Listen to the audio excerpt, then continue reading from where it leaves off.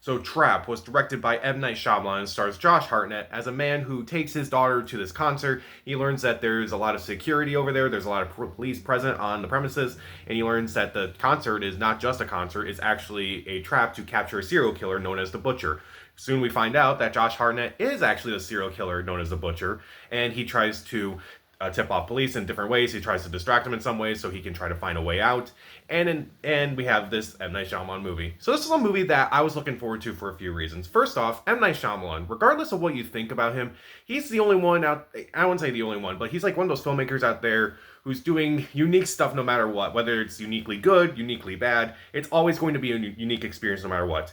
Josh Hartnett too, I thought that, he's a obviously he had like a career in the 80s, in like the 2000s as like this heartthrob and such, and he's kind of turned that career around a bit and kind of playing these more serious roles and such. And I thought that was kind of interesting that he would star in a movie like this. And also the trailer I thought was pretty good. It kind of showed off the twist automatically. It's like, so what's the twist with this movie? I'm kind of curious to see like what's the actual twist in this movie.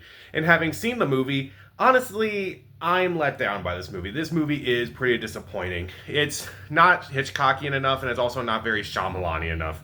Like, I think that's the even bigger crime, if I'm being honest.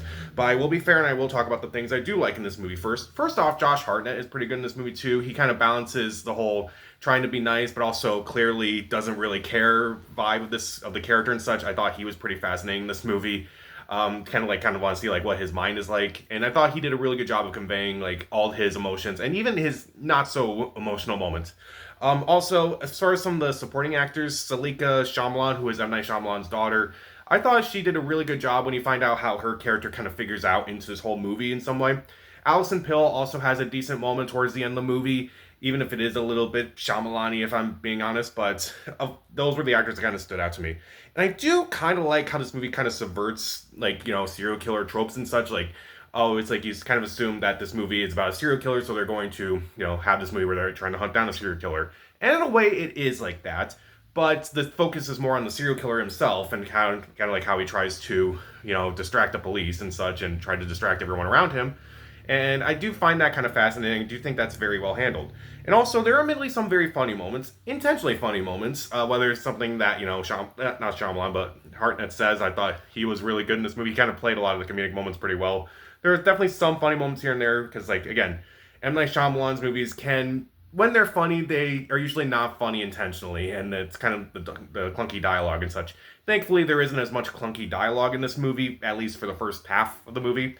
And then I do admit that the movie kind of caught me off guard with like how unpredictable it was. There were so many moments where it's like, okay, I did not see that coming. Let's see where this goes. And in this day and age where spoilers for movies are just put out almost automatically, like Deadpool and Wolverine spoilers were already out before it was released to the general public. And in this day and age where it's like, you kind of don't know where this movie's going to go, I was actually kind of impressed. I actually kind of didn't predict a lot of this. But at the same time, this movie, the movie's second half, it falls apart. It really falls apart. Maybe not the second half, but more like the last 45 minutes of it. But you definitely feel it for a few reasons. One, there's like way too many endings. There's like, this is a movie that I feel like, this is like all the alternate endings on the Blu-ray. And it's like you kind of just put them all in this movie. Most of it does not make any sense. And it felt like because of it had so many different endings, the pacing was just off, particularly in that last half. And it just kind of made me hate the movie more and more. And I kind of just want to say, are you kidding? Because it's still going. I've seen longer movies that didn't feel as long as Trapped did.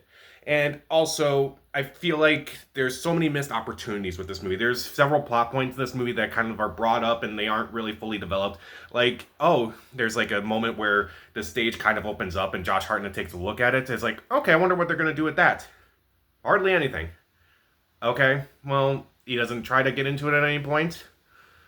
That's kind of interesting. Like, why bring that up if you're not really going to do anything with it?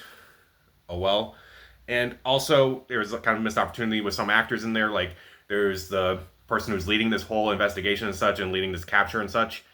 They don't do anything with her character, and it's just very frustrating, if I'm being honest.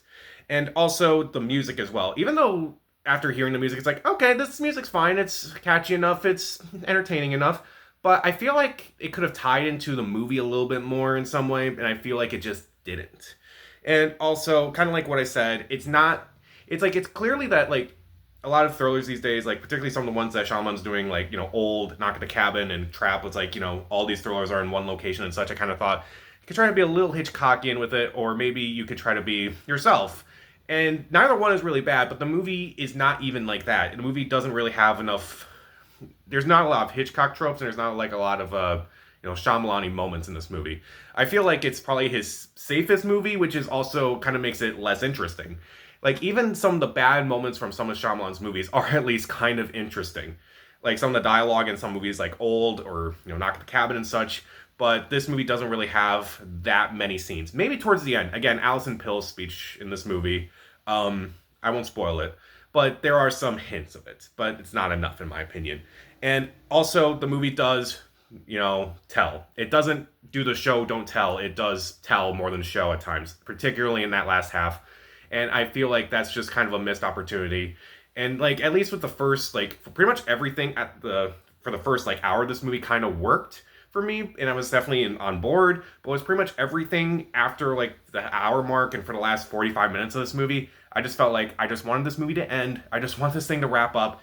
And the movie tried to wrap up in every imaginable way. So, Trap, even though Josh Hartnett does a pretty good job and some of the other actors are okay, it does kind of subvert like the whole, like, you know, it does change the perspective quite a bit, and actually kind of makes you question the main character and such, where it's like, do you care about him? Do you actually, like, you know he's an awful person, but you do kind of find him at least interesting enough, so I do think that's interesting. There are some funny moments. It can be pretty unpredictable, but again, the last 45 minutes just drag this movie out. There are way too many endings. It has so many missed opportunities. It doesn't really feel like it has any sort of style to it whatsoever. And again, you need to show, don't tell. Film is a visual medium. And you had that for the first hour, but not so much for the second.